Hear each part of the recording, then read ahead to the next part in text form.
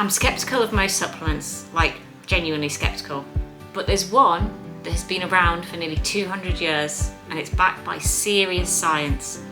And the story of how we discovered it is actually the best argument for why you should be taking it right now. We're talking about creatine.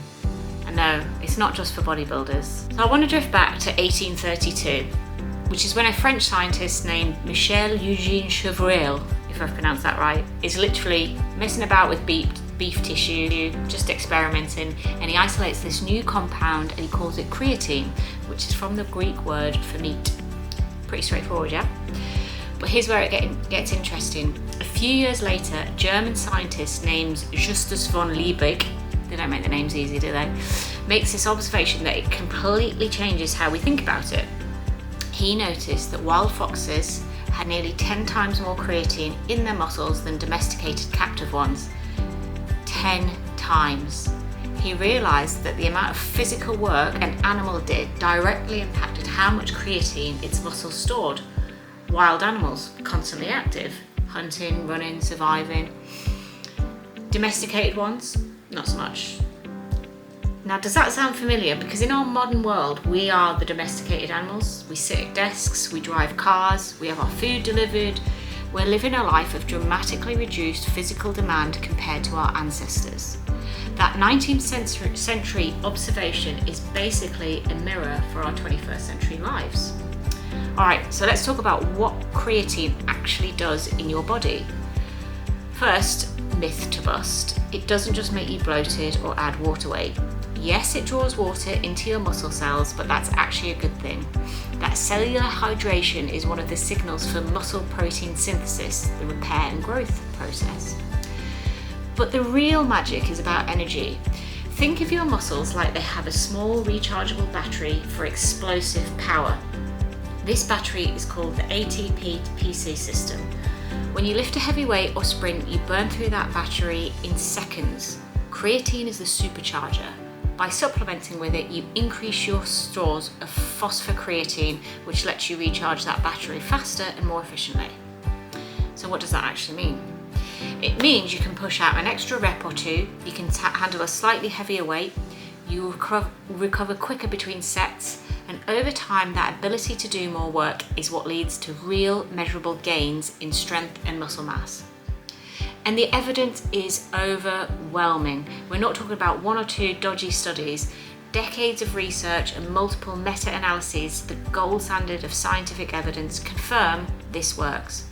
When combined with resistance training, creatine consistently increases muscle strength and hypertrophy. I know I can never say that word properly.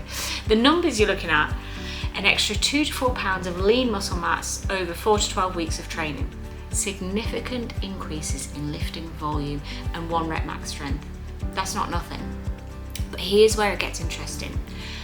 Your brain is also an energy hungry organ, and it turns out it also uses creatine for energy. The science is still emerging, but it's incredibly promising. A recent 2024 meta-analysis found that creatine supplementation significantly improves memory function. Other studies show it enhances processing speed, particularly in women, and improves performance on complex cognitive tasks. Why? Same reason it works in your muscles. It provides readily available energy for your brain cells. This is particularly important if you're a vegetarian or vegan. You don't get creatine from your diet, so supplementation doesn't just top up the tank, it fills a deficiency. And for you, the benefits are even more pronounced. Both physical and cognitive performance gets a real boost. So you're convinced. How do you actually use it? Well, it's refreshingly simple. 3 things you need to know. Number 1, what kind? Stick with creatine monohydrate. It's the original, most studied form. It's cheap, it's effective, and it has the most robust safety data. Don't waste your money on fancy, expensive variations. Number 2, how much? You've got 2 options in reality, but I do prefer one over the other. Option A, the simple way, take 3 to 5 grams per day. That's it. Within about 4 weeks, your muscles will be fully saturated. That's my preferred method. It's simple and it works. Option B If you're in a hurry, you can do a loading phase. Take 20 to 25 grams per day for 5 to 7 days, split into smaller doses, then drop down to 3 to 5 grams for maintenance. It works, but it's not strictly necessary. Number 3, when to take it. Honestly, don't overthink it. Consistency is far more important than timing. Just take it whenever it's convenient for you. Some research suggests taking it post-workout with carbs and protein might enhance uptake slightly, but the difference is marginal. The key is taking it every single day. Creatine isn't a magic pill. It won't build muscle for you, but it will allow you to train harder, recover better, and push past plateaus. It's a tool that, when combined with consistent hard training and proper nutrition, can help you unlock a new level of performance in the gym and beyond. It's one of the few supplements that's truly earned its place, backed not just by modern science, but by a lesson from the wild that's almost 200 years old. The wild animals knew what they were doing. Maybe it's time we did too. And if you found this useful, hit subscribe and let me know in the comments. Are you taking creatine? What's your experience been? And also, if you have a preferred brand that's good and tastes good, let me know, because one of the downsides of creatine is it's like drinking grit water, but it's grit water that'll get you performance. So take it, especially you ladies.